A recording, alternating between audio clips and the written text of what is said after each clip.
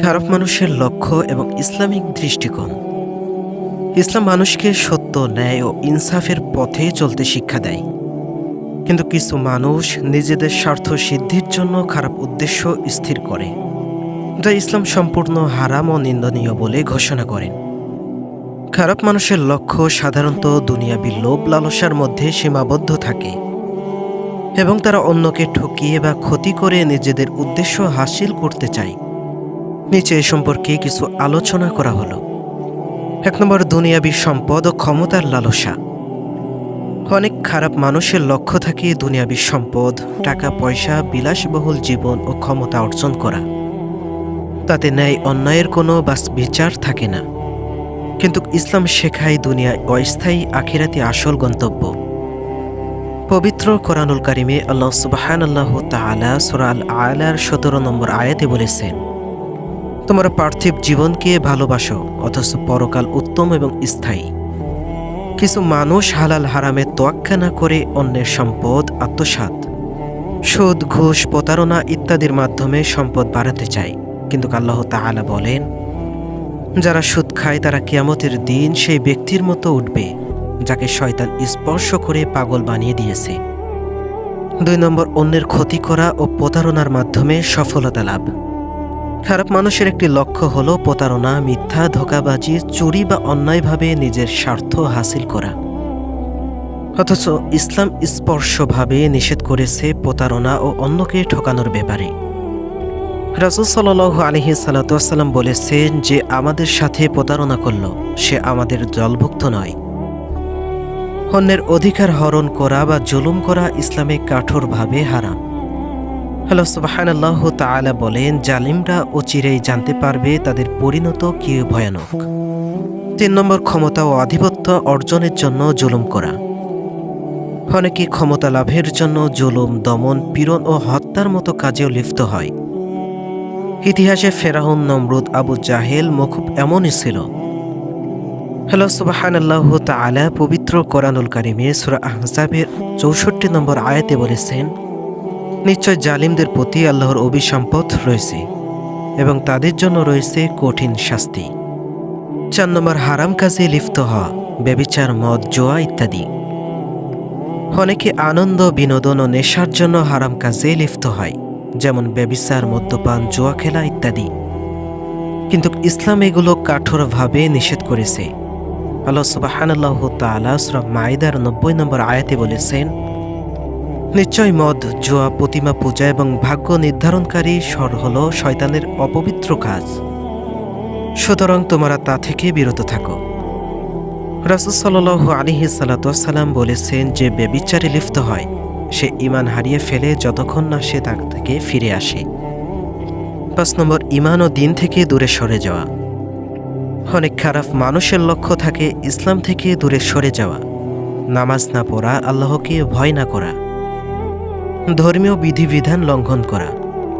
আল্লাহ রাব্বুল আলামিন সূরা তাহার 124 নম্বর আয়াতে ইরশাদ করেন, যে আমার স্মরণ থেকে বিমুখ হবে তার জীবন সংকীর্ণ হয়ে যাবে এবং কিয়ামতের দিন আমি তাকে অন্ধ অবস্থায় উঠাবো। অনেকে প্রতারণা, জবরদস্তি বা ঘুষের মাধ্যমে অন্যের সম্পদ দখল করে, কিন্তু এটি ইসলামে সম্পূর্ণ হারাম। আল্লাহ সুবহানাল্লাহু তাআলা সূরা বাকারার 188 নম্বর আয়াতে বলেছেন, অন্যের সম্পদ অন্যায়ভাবে গ্রাস করো না এবং বিচারকদের কাছে ঘুষ দিয়ে অন্যের সম্পদ আত্মসাৎ করো না। পরিণতির দিক থেকে দেখতে গেলে অন্যের সম্পদ আত্মসাৎকারীরা দুনিয়াতেও ধ্বংস হয় এবং আখিরাতেও শাস্তি পায়। অন্যের সম্পদ নষ্ট করা বা পরনিন্দা করা। অনেকে নিজেদের স্বার্থের জন্য অন্যের সম্মানহানি করে, মিথ্যা অপবাদ দেয়, গীবত করে। আল্লাহ সুবহানাল্লাহু তাআলা সূরা হুজরাতের 12 নম্বর আয়াতে বলেছেন, যে ব্যক্তি মুমিনদের সম্মানহানি করে সে যেন জাহান্নামের আগুনে পড়ার জন্য প্রস্তুত হয়। পরিণতি, অন্যের সম্মানহানি করা ব্যক্তির নিজের সম্মানও একসময় ধ্বংস হয়ে যায় এবং আখিরাতে কঠিন শাস্তি পাবে সে। ব্যভিচার ও অনৈতিক কাজের প্রতি আকৃষ্ট হওয়া। খারাপ মানুষের মধ্যে অন্যতম লক্ষ্য হল অবৈধ সম্পর্ক বা ব্যভিচার ও নোংরা জীবনে লিপ্ত হওয়া। আল্লাহ রাব্বুল আলামিন পবিত্র কোরআনুল কারিমে বলেছেন, ব্যভিচারের নিকটেও যেও না, এটি অশ্লীল কাজ এবং খুবই খারাপ পথ। আল্লাহ রাব্বুল আলামিনের ধারে কাছে যেতেও তাকে নিষেধ করেছেন। এর কাছে যাওয়া তো দূরের কথা, আল্লাহ রাব্বুল আলামিন তার আশেপাশে থাকতেও নিষেধ করেছেন। ওয়ালা তাকরাবুজ জিনা ইন্নাহু কানা ফাহিশা ওয়া সাআ সাবিলা। তোমরা জিনা ব্যভিচারের ধারে কাছেও যেও না, নিশ্চয় এটি অশ্লীল কাজ এবং খারাপ পন্থা। পরিণতি থেকে দেখতে পাওয়া যায় যে ব্যভিচারীদের দুনিয়াতে শান্তি থাকে না, বিভিন্ন বিপদে পড়ে এবং আখিরাতে কঠিন আযাবে পাবে সে। অনেকে মদ, জুয়া, নেশার পেছনে জীবন নষ্ট করে, কিন্তু ইসলাম এগুলো কঠোরভাবে নিষেধ করেছেন। আল্লাহ তাআলা বলেন, মদ, জুয়া, প্রতিমা পূজা, ভাগ্য গণনা এসব শয়তানের কাজ, সুতরাং তোমরা তা থেকেই দূরে থাকো। আল্লাহ রাব্বুল আলামিন একবারেই এগুলোকে হারাম করেছেন। প্রতিমা পূজা এক কথায় আল্লাহর সাথে শিরক করা, আল্লাহ তাআলাকে বাদে অন্য কাউকে অংশীদার বলে মনে করা। আল্লাহ রাব্বুল আলামিন বলেছেন, ইন্না শিরক লা যুলুমুন আযীম। নিশ্চয় শিরক করা অনেক বড় একটা জুলুম। পরিণত থেকে দেখতে পাওয়া যায় যে মাদক আসক্ত দুনিয়াতেও ধ্বংস হয় এবং আখিরাতেও শাস্তি পাবে সে। জুলুম ও নির্যাতন করা অনেক খারাপ মানুষের লক্ষ্য থাকে দুর্বলদের উপর জুলুম করা, ক্ষমতার অপব্যবহার করা। ইসলাম এটিকে মারাত্মক অপরাধ ঘোষণা করেছেন। আল্লাহ রাব্বুল আলামিন বলেছেন, যে ব্যক্তি জুলুম করবে তার জন্য কঠিন শাস্তি রয়েছে। পরিণতি থেকে দেখতে পাওয়া যায় যে জালিমদের পতন হয় এবং আখিরাতে কঠিন শাস্তি ভোগ করবে সে। যেমন জুলুমকারী ছিল ফেরাউন, জুলুমকারী ছিল নমরুদ। এদের যেভাবে পতন হয়েছে, জালিমদের পতন ঠিক এরকমভাবেই হবে। দিন ও আল্লাহর বিধানকে উপহাস করা। কিছু মানুষ আছে যে ইসলাম বিধান নিয়ে হাসাহাসি করে, সে দিন মানতে চায় না, নামাজ রোজাকে তুচ্ছ জ্ঞান করে। আল্লাহ রাব্বুল আলামিন বলেছেন, তোমরা আল্লাহ তার আয়াত নিয়ে উপহাস করো না, তাহলে কিয়ামতের দিনে কঠিন শাস্তির সম্মুখীন হবে।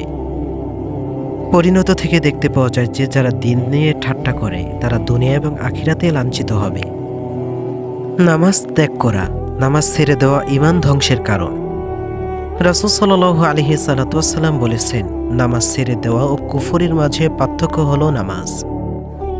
পরিণত থেকে দেখতে পাওয়া যায় যে যারা নামাজ ত্যাগ করে তারা দুনিয়াতেও শাস্তি পায় এবং আখিরাতেও কঠোর শাস্তি পাবে সে।